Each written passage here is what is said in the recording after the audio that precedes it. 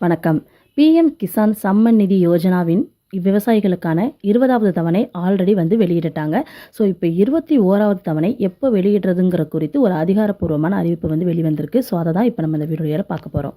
தீபாவளி போனஸாக இந்த 21வது தவணை வெளிவருமா அப்படிங்கிற கொஸ்டினுக்கு தான் ஆன்சர் இப்போ கிடைக்க போகுது நமக்கு. பிஎம் கிசான் 21வது தவணை 2000 ரூபாயை தீபாவளிக்கு முன்பே வழங்குறதுக்கு மத்திய அரசு முடிவு செஞ்சிருக்கிறதாக தகவல் வெளியாகி இருக்கு.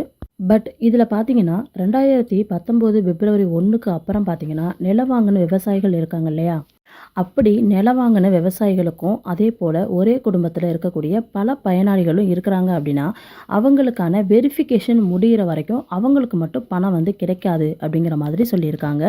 அதே போல் பார்த்தீங்கன்னா பிஎம் கிசான் வலைத்தளம் இருக்கு இல்லையா, அந்த வெப்சைட்லேயோ அல்லது அந்த மொபைல் ஆப் அந்த செயலிலேயோ போயிட்டு நவ் யுவர் ஸ்டேட்டஸ் அப்படின்னு ஒரு ஆப்ஷன் இருக்கும். ஸோ அந்த ஆப்ஷனுக்கு போயிட்டு உங்களுடைய தகுதி நிலை என்ன அப்படிங்கிறத நீங்கள் அந்த இடத்துல சரிபார்த்துக்கலாம் அப்படிங்கிற மாதிரி சொல்லியிருக்காங்க.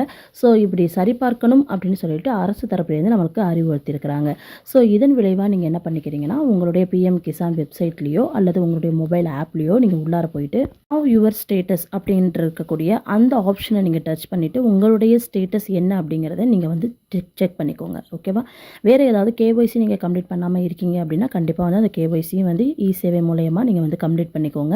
இதெல்லாம் நீங்கள் கரெக்டாக வச்சிருக்கிற பட்சத்தில் கண்டிப்பாக 21வது தவணை தீபாவளிக்கு முன்பாகவே கிடைக்கிறதுக்கான வாய்ப்புகள் நிறைய இருக்குன்னு சொல்லியிருக்கிறாங்க. ஸோ அதன்படி உங்கள் எல்லாருக்கும் 21வது தவணை ஏறும். வேறு ஏதாவது தகவல் வந்துச்சுன்னா நான் கண்டிப்பாக வீடியோ போடுறேன். நன்றி.